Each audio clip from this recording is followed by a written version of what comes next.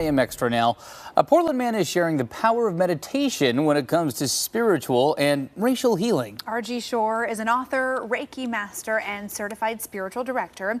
His award-winning book, The Ocean Inside Me, tells the story of how RG used meditation to help drown out the noise and trauma of an almost all-white prison while he was incarcerated. RG joins us live this morning to talk more about his spiritual journey and why meditation can be a powerful tool in our lives. Good morning. Good morning. Thank you so much for joining us. Yeah, I appreciate the time. RG, I just want to kind of set some context here around your story. Tell us a little bit about what it was like, both growing up as a person of color in the Pacific Northwest and then finding yourself doing time in an overwhelmingly white prison.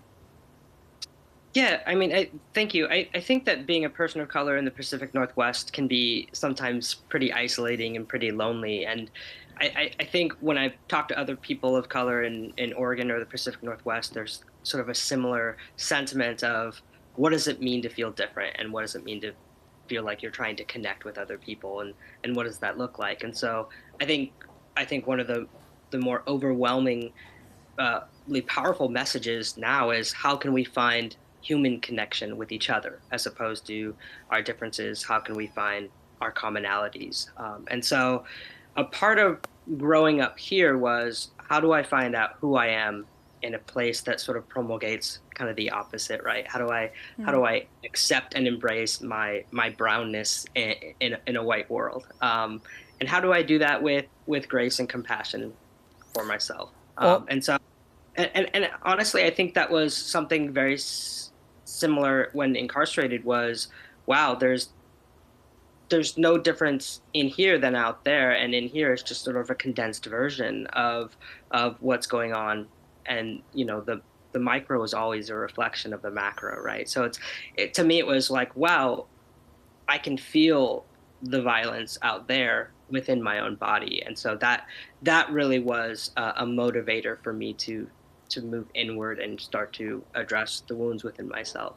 Oh, wow. That's what you kind of touched on part of what I wanted to ask, which is, what were you seeing in prison? And, we talked about how, it was a, majority white prison and you felt that feeling of isolation. But as you move inward, what is that experience like? What are you trying to move inward with? What kind of peace are you trying to find? Yeah. I think it always starts at the cellular level. I think it always starts within the body, and that's we hold trauma, we hold things within ourselves, and that first needs to be addressed. I can't start helping to heal people out there until I heal the wounds within myself. And so a part of sort of survival mode that you find yourself in while incarcerated or in other traumatic circumstances is that you have to create a container that's safe enough for you to address those wounds.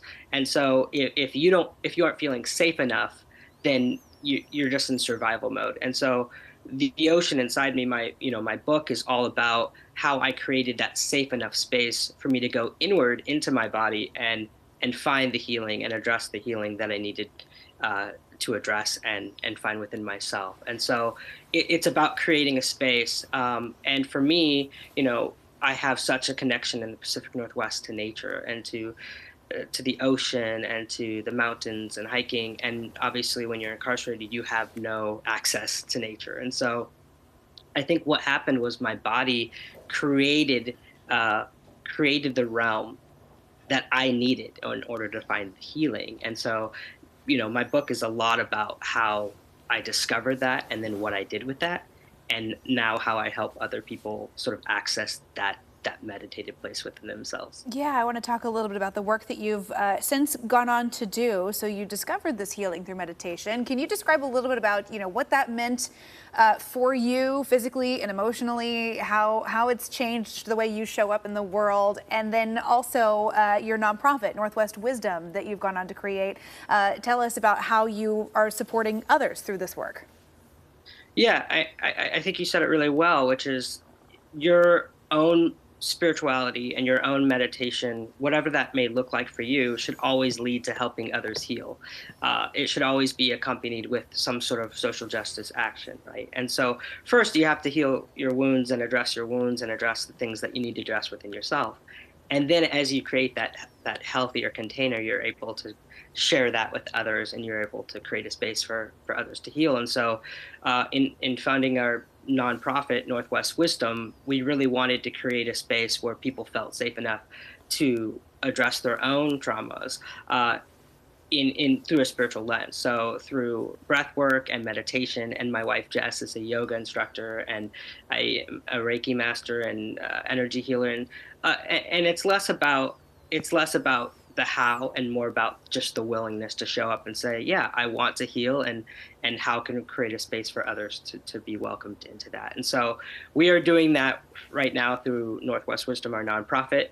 And then also, in sort of spreading my book, The Ocean Inside Me, I think that a lot of the feedback I've gotten has been very positive of, oh, like some of these meditations have been very helpful for me. And so it's really neat to see that, the way that spirituality was showing up to help me heal is now helping other people heal. Yeah, well, your story is fascinating, and RG, we really appreciate you taking the time to talk about it here on AM Extra. It's an interesting message to get out there, and congratulations on the book as well. Appreciate your time.